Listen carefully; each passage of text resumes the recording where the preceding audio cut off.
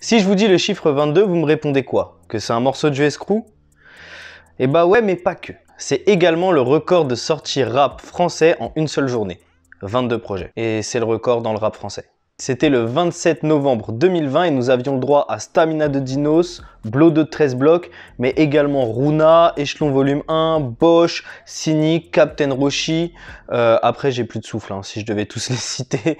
Désolé les autres, mais 22. 22, voilà, on pouvait faire un foot avec. Et c'est vrai que depuis l'arrivée du streaming ou l'explosion du rap en France, il y a des périodes de l'année où on a au moins 3-4 gros projets à écouter en une seule soirée, ce qui est énorme. Alors pourquoi les albums sortent tous en même temps? Je vais tenter d'y répondre dans cette vidéo. Je fais ce type de contenu régulièrement, donc si ça t'intéresse, n'hésite pas à t'abonner. Même si ce format-là, c'est la première fois et je vais vous demander à la fin en commentaire si vous avez aimé tout ça, t'as capté. Je suis Fid et tu regardes Focus, les seules vidéos qui analysent comment tu écoutes la musique avec les yeux. C'est parti.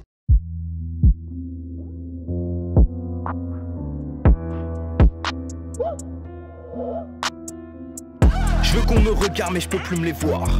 Y'a que l'image qui compte. Focus. Y'a que l'image qui compte. Focus. Y'a que l'image qui compte. Focus. Alors il y a deux disclaimers. Premièrement, je ne vais pas parler du jour de sortie, c'est-à-dire le vendredi, parce que beaucoup de créateurs de contenu ont déjà fait des vidéos dessus, ou alors il y a des articles dessus, je vous laisse vous documenter. Deuxièmement, le planning que je vais vous donner, c'est une généralité. Il y a beaucoup d'exemples, comme il y a beaucoup de contre-exemples. Et voilà, c'est pas tout noir, tout blanc tout le temps. Faut pas s'étonner qu'un... Je spoil pas le reste de la vidéo. On y va pour de vrai. Comme nous allons bientôt entrer dans cette phase, autant commencer par là. Les fins d'année sont synonymes de grosses sorties pour une raison simple, Noël. À l'approche des fêtes de fin d'année, la consommation globale augmente, donc autant sortir un projet à ce moment-là. C'est d'ailleurs pour cette raison qu'en fin d'année, on voit des best-of, des éditions limitées, des rééditions, des compilations de je sais pas quoi. C'est parce que en fait derrière, tu veux prendre ça, le mettre sous le sapin et dire « Ah Bernard, t'as kiffé ?» Bah voilà. Tu comprends le concept. C'est sûr que durant cette période, la concurrence elle est rude, donc autant être un artiste confirmé, identifié, qui a déjà son public et qui va déjà consommer la musique pour sortir ton projet. Si on ne te connaît pas, t'es un peu mort dans le film. Enfin, tu peux, mais ton objectif, c'est pas les ventes. À ce moment-là, c'est pas la visibilité non plus. T'es mort. D'ailleurs, ça permet aussi de s'affirmer dans cette guerre des sorties comme un adversaire sérieux. Voilà, t'es un artiste qui a bien confirmé pendant l'année, tu sors un projet, bam, face à genre Booba, t'es un adversaire, t'es un concurrent, t'es en place. Donc c'est vrai que les fins d'année riment avec sortie rythmée, mais attention à le sortir suffisamment tôt pour que la musique soit consommée, appréciée et qu'on ait envie d'acheter le produit, et suffisamment tard pour qu'il reste dans la mémoire de l'auditeur pour ensuite l'acheter et le consommer. Tu le sors en septembre, t'es peut-être pas dans l'objectif de fin d'année. Tu vois ce que je veux dire? Par contre, si tu le sors le 18 décembre, c'est également un peu tard. Le 18 décembre, c'est la référence à la Dandana Mixtape de Alpha One, volume 1. Voilà. Donc là, au montage, bam, on met le projet, t'as capté. Il était bien, mais sorti très tard. Pour moi, il y a deux exemples marquants. Il y a celui qu'on a vu dans l'intro, donc c'était le 27 novembre 2020, 22 projets. Je pense que ça montre bien la dalle qu'ont les artistes en fin d'année. Mais il y a également le 4 décembre 2015, où nous avions Booba, Jul, Nekfeu et Rof en même temps qui sortaient un projet. Le 4 décembre, c'était n'importe quoi. Mais ça montre bien les enjeux majeurs à cette période de l'année, parce qu'en soi, ils auraient pu se décaler un peu, ou se coordonner, ou l'autre sortir en mars. Non, non, tous en fin d'année, sous le sapin du Papa Noël pour Bernard. Une année s'achève, une nouvelle commence, et quoi de mieux que de sortir son projet à cette période. Après la course des sorties de Noël, généralement, les plus gros artistes étaient sur le champ de bataille. Donc en vrai, là, en début d'année, ils ont plus de jus, ils sortent plus rien. Et c'est vrai qu'on a moins de projets mainstream et blockbuster. Ok, blockbuster? Non, c'était pas... Ghostbuster? Blockbuster, ok. Je disais donc qu'il y a moins de projets mainstream blockbuster durant le premier trimestre de l'année. Attention, je dis qu'il y en a moins, pas qu'il n'en existe pas. C'est déjà arrivé que Booba sorte en total début d'année. C'était DUC, si je dis pas de bêtises, ou Futur. Lavar, je demande Lavar. Ou bien Val cette année avec V qui est sorti entre janvier et février. Moins de gros artistes prennent la place dans les médias, donc c'est aussi l'occasion pour les artistes émergents ou en train de confirmer, qui sont dans un succès d'estime, etc., de sortir un projet, de tabasser à ce moment-là. Parce qu'au moins ils ont le champ libre. Plus de visibilité sur le terrain, certes, mais c'est pas la seule raison pour sortir son projet à ce moment-là. Sortir un format long en début d'année permet surtout de le défendre sur toute l'année. c'est-à-dire être récurrent dans les prises de parole avec les médias ou prendre le temps de les contacter, d'avoir des interviews tout au long de l'année, développer un univers, parce que en vrai, quand tu arrives sur le terrain, que tu es un jeune artiste, on te connaît pas, on sait pas que tu vas proposer des choses de fou. Donc tu as toute une année pour le montrer, et si tu es récurrent, actif, que le travail il est bien fait, l'auditeur te découvre, et surtout, il te retient, parce qu'en fin d'année, bah, on fait des tops, on dit « Ah ouais, celui-là, il m'a grave marqué, celui-là, c'est un classique, Spotify, vous avez écouté tel album toute l'année, ou Apple et Deezer aussi, ils le font très bien. » Sors en début d'année, si on te connaît pas trop, c'est peut-être une bonne stratégie. D'ailleurs, si tu veux un très bon exemple, Trinity de Laylo. Voilà. Si t'en veux un second, Taciturne de Dinos. Et je peux même t'en citer un troisième, Gazo en fait, Drill FR.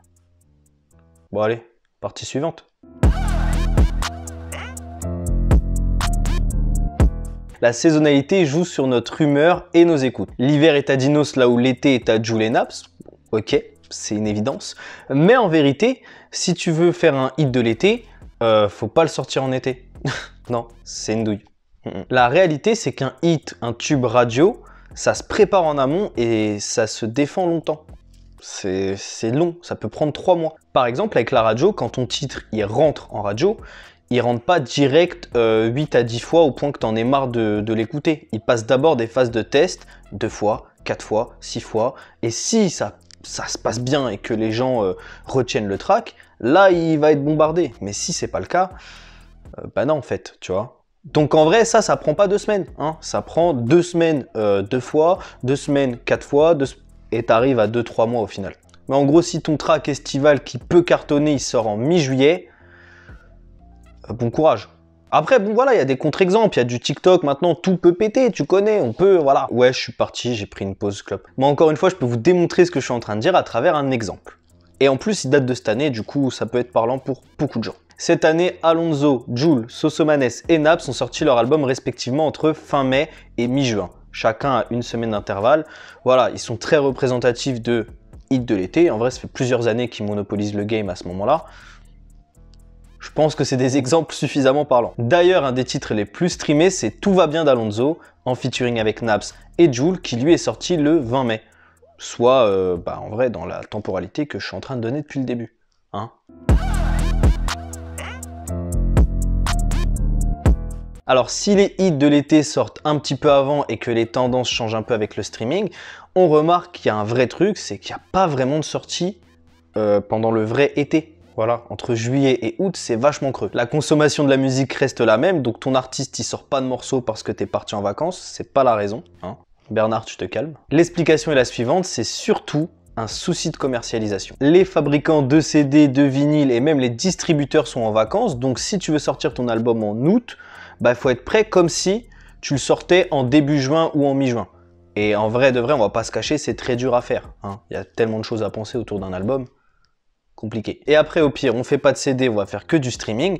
Bah, t'as le même problème avec Monsieur et Madame Playlist. Ils sont également en congé et c'est normal en vrai. On va pas, voilà, les gens ont le droit de partir en vacances à un moment donné. Mais du coup, il n'y a pas spécialement de remplaçant pour mettre à jour les playlists, ou du moins c'est fait de manière un peu plus, c'est technique. Voilà, les mecs sont pas là, les mecs référents à ça, ils sont pas là. Et en vrai, quand tu sors un morceau ou un album sur les plateformes, une des priorités pour être visible et aussi faire du score, faire du chiffre de vente, c'est d'être en playlist. Donc si les mecs ils sont même pas là, bah en vrai les gens passent sans doute à côté de ton projet. C'est très probable. Vu les différentes problématiques, il y a peu d'intérêt pour un artiste de sortir en plein milieu de l'été. Et d'ailleurs, il y a un exemple très parlant qui est... Ah non, en fait, du coup, s'il y a un creux de sortie, on peut pas donner d'exemple. Par contre, il y a un contre-exemple, c'est Laylo qui a sorti le 16 juillet L'étrange histoire de Monsieur Anderson. Contre-exemple, vite fait hein, quand même, il est sorti à la deadline. Pour moi, à partir du 16 juillet, t'es mort, tu vois. Entre le 16 juillet et le 15 août, c'est très compliqué de sortir un projet. Il a slidé un peu. En plus, le projet s'apparente vraiment à un mois de septembre-octobre. Je comprends pas vraiment pourquoi cette sortie, mais bon, ça l'a pas empêché de faire des gros scores, de chiffrer de fou. Et c'est là qu'on voit que ces règles et ce planning, c'est pas fact en fait. Voilà. Ça bouge. Généralement, le mois de septembre est assez chargé en sortie parce que c'est tous les projets de mars, avril, mai, qui ont pris du retard, qui sortent à ce moment-là parce qu'ils ont pris l'été pour tout préparer, ils sont tout frais, ils sont chargés de fou. Mais force est de constater que cette année, c'était quand même vachement calme. Il n'y a pas eu de grosses dates en septembre où on était blindé de sorties et tout, comme des fois vers novembre, décembre ou vers mai. Ouais, c'était très calme. On a eu l'occasion de découvrir des nouveaux projets de L'Homme Pâle, Dosset, Prince Wally ou encore Frénétique. Et en vrai, il y a un petit point commun entre ces artistes. C'est un comeback. C'était tous des artistes qui étaient absents depuis au moins plus d'1 an, voire quasi 2-3 ans pour certains. Et finalement, j'ai vu ce mois de septembre comme une sorte de... allez, on va réécouter plein de mecs qu'on n'a pas écouté depuis longtemps. C'était une sorte de comeback dans le rap français ou dans le paysage panorama, musique urbaine française, parce que finalement, L'Homme Pâle n'est plus rappeur. Hein. C'est dur. Voilà un peu comment je le vois. Partie suivante.